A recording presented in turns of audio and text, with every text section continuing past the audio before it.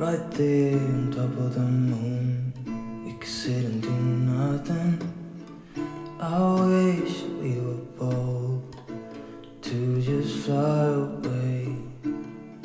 I don't wanna care, just be here and I'm good alone. I'll be okay, miss you like an old friend.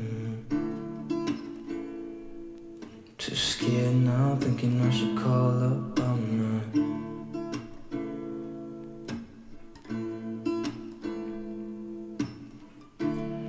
I think it's hard how we always wait another day,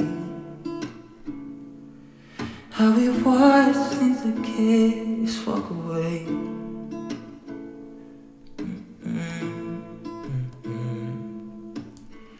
Let's live down by the water, watch it come and go home.